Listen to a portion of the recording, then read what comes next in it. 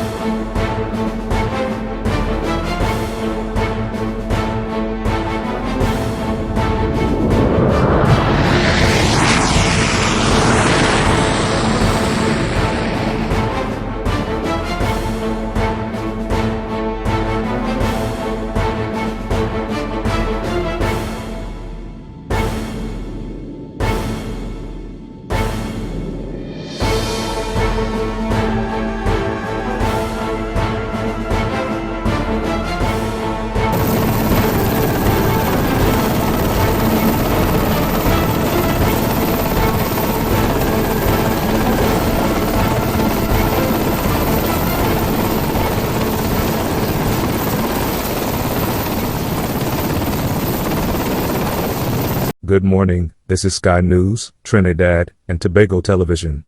My name is Jamal Crooks. 12 cases of a flesh-eating bacteria turned up on the shores of the Twin Island state. 4 cases in the south, 5 cases in Central and 3 cases in Port of Spain. This virus consumes the human body from the inside out. What started as a small rash quickly turned into gaping sores, devouring flesh until little remained. But the horrors didn't end there. The virus was also spread through sexual contact, which is confirmed by the Ministry of Health. Scientists at the University of the West Indies is at present studying the virus with the hope of creating a vaccine. Let's now join my friend and brother anchor, Mr. Kadeem Shepard, reporting from Caracas, Venezuela. Buenos dias, my friend. Good morning, Jamal. I am here in Caracas, Venezuela. Remember when Caracas was the place to go on vacation? Well, Venezuela was no longer a country of beauty and vibrant culture but a place engulfed in despair.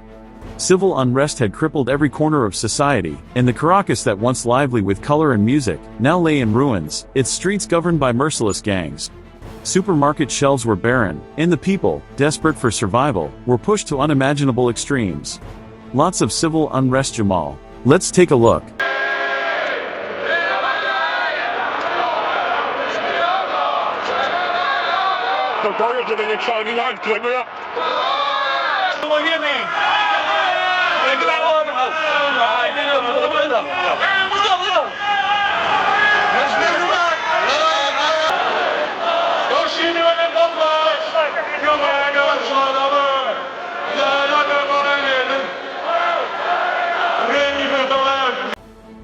So let me see what the newspaper have today.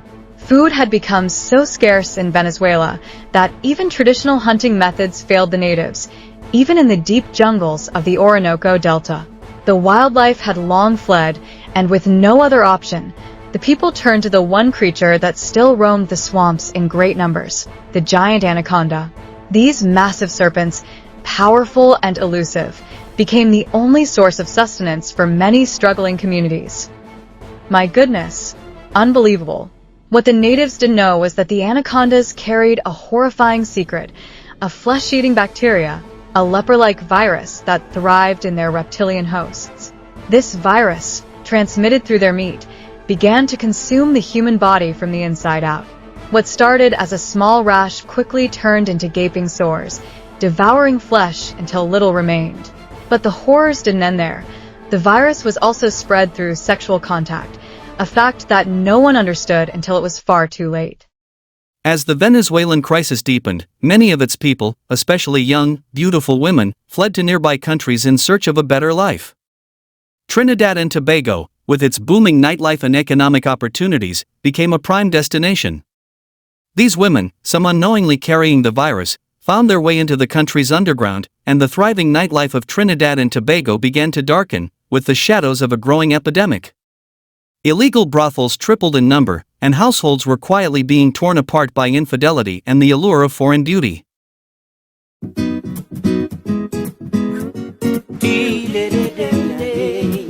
Hey, get down. Yo,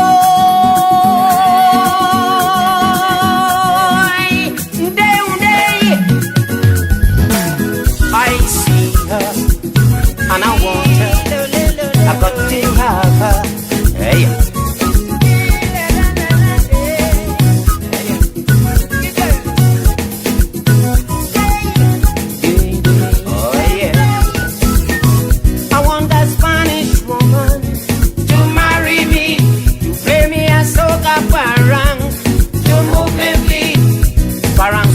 Parang so sweet. Wind up your waist and dance to the beat. I don't want no sorry Lord ginger beer. I ain't drinking them thing this year. This Christmas all I want is a Spanish woman. Soon, the infection began to spread, silently, insidiously. At first, it was a mystery and unexplained rash here, a festering wound there. But as the cases mounted, the country's health authorities realized they were dealing with something far more sinister than they had anticipated. The flesh-eating bacteria was ravaging communities, leaving its victims disfigured and destroyed, while panic began to grip the population. The government of Trinidad and Tobago could no longer ignore the crisis. The Sea Naval Unit, known for its expertise in special operations, was called into action. Their mission: to trace the origin of the virus, find it, and eliminate it before it could claim more lives. The task was unprecedented, as their enemy was not a foreign invader, but an invisible killer that had slithered its way into the very fabric of society. Operation Serpent's Fang was launched. Meanwhile, the Trinidad and Tobago Police Service tracked down human carriers of the virus, identifying key hotspots and brothel operations linked to the spread. Yet the mission was far from simple. Many of the women were unaware they were infected, and the underground networks of human trafficking and illegal activity had grown vast and well hidden. At night, under the cover of darkness, the police service conducted raids on secret brothels, detaining those infected, isolating them in medical facilities, and burning down establishments where the virus had festered. As they battled the human aspect of the spread, doctors and scientists at the University of the West Indies raced against time to develop a treatment or cure. Meanwhile, the epidemic continued to devastate the Twin Island state. In a dramatic turn of events, naval intelligence pointed the Sea Naval Unit to Venezuela, to the anacondas in the Orinoco Delta. The government and military advisors knew that in order to truly neutralize the virus, they had to go to its source. The mission Serpent's Fang would lead the SNU deep into the swamps, where the hunters had once roamed. Here, they would encounter the massive serpents, their scales glistening in the thick jungle air, and it would be a deadly game of cat and mouse. Attention, SNU mustard, sir. Thank you for coming, at ease. Mates, the government of these Twin Island states have been in contact with the government of Venezuela, or the remaining of it. Because of their civil unrest, their healthcare system is in shambles, their security service members are AWOL, because their families are dying from the plague, etc., etc. They have agreed to allow us on their soil to investigate this outbreak. Remember, they are now a pariah state, just like North Korea, and no one wants to help them. You have an assigned fast patrol boat for the SNU, that camouflage ship, TTS Scorpion. You will take along Alpha and Bravo SNU teams, a UE science team, who will work with the SNU medics. At no time must the UE team go ashore. All samples will be collected by the SNU. You will slip berth this Friday coming, the 17th, at 0000 hours. Constant radio contact as per regulations. Team, we are depending on you. Godspeed.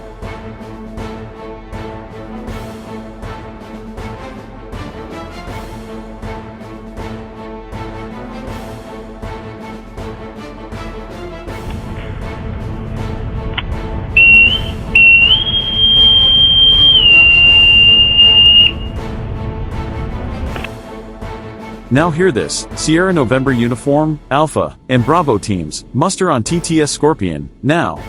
Sierra November Uniform, Alpha, and Bravo teams, muster on TTS Scorpion, now. TTS Scorpion will slip berth at 0000 hours. I say again, TTS Scorpion will slip berth at 0000 hours. That is all.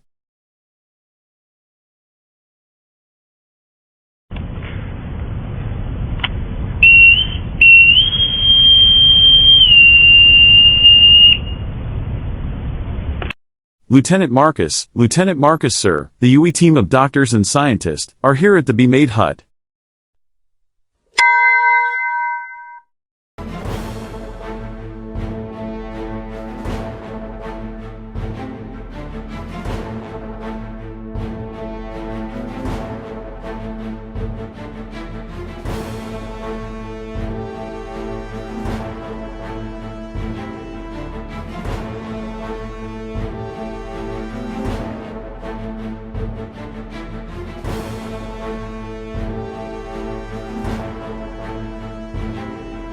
TTS Scorpion slipped berth, Stables Bay, at 0000 hours.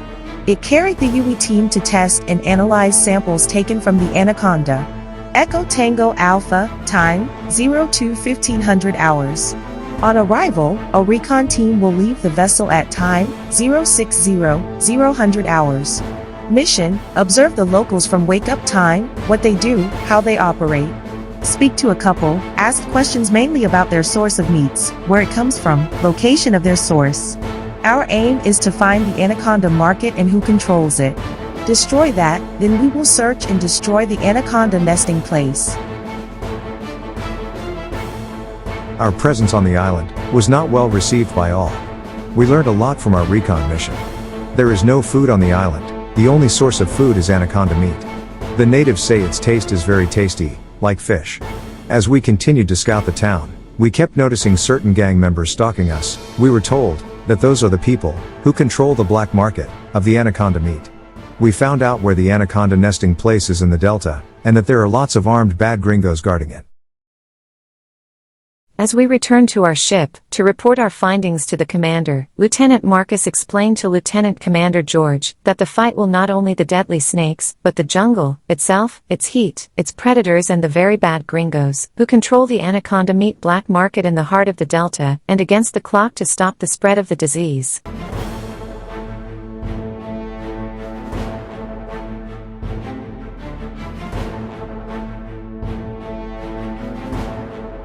Okay, listen up, hope you had a good lunch.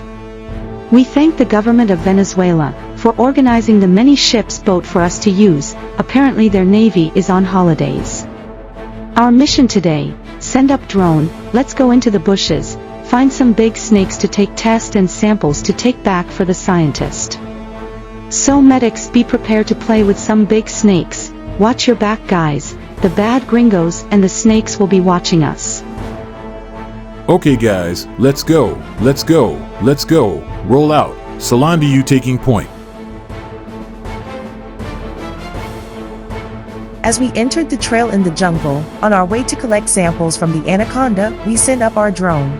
Our scout and the drone picked up bandits on our tail. I ordered the team to break a formation and to trek in an unorganized manner, prepared to take cover at any time. Yes, eyes were on us in the bushes. 2 bandits were on our tail, 1 click aft.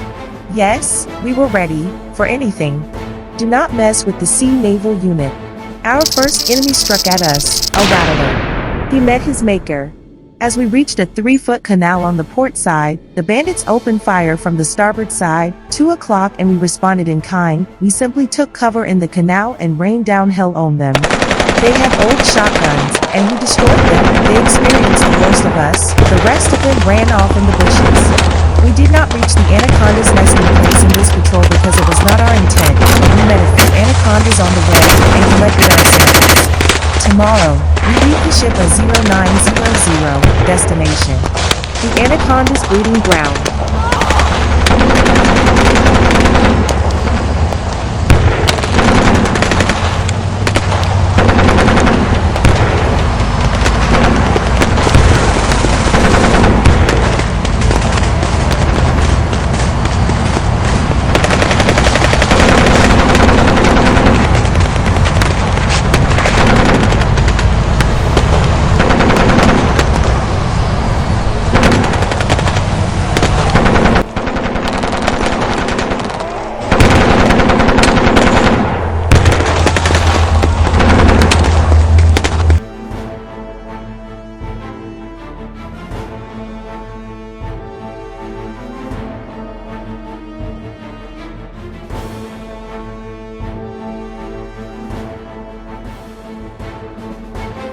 As the dust settled, we had few bandits to terrorize people and sell poisoned meat. Anyway, the cleanup was for the villagers and the police, if any remained. We continued on our mission, found a couple anacondas and took samples back to the scientist on the ship.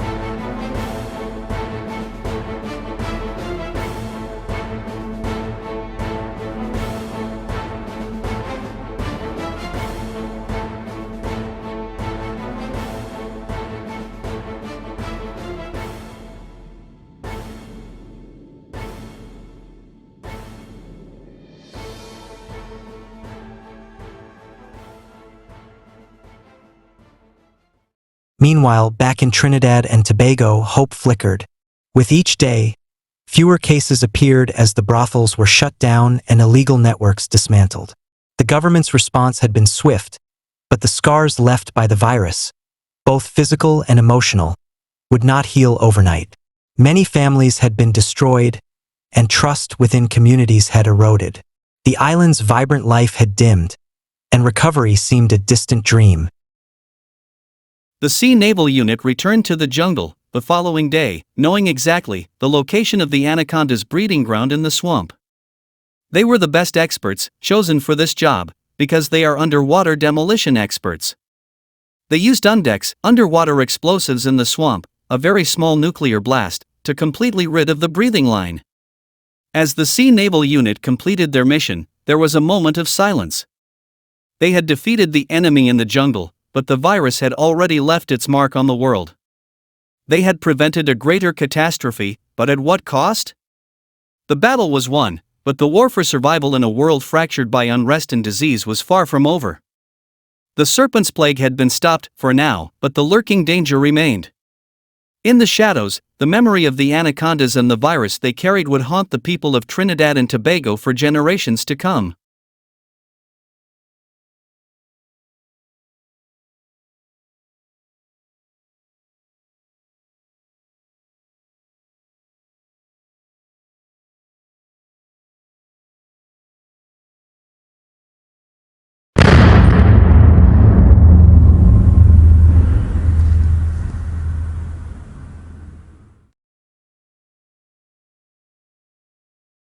Hi guys, so because of the samples we took back to the ship, the University of the West Indies was able to create a vaccine to prevent the flesh-eating bacteria. Lovely flicks. Big up Junior, subscribe to his channel at https://www.youtube.com/@JuniorWisflix. I am JJ, I am AI generated.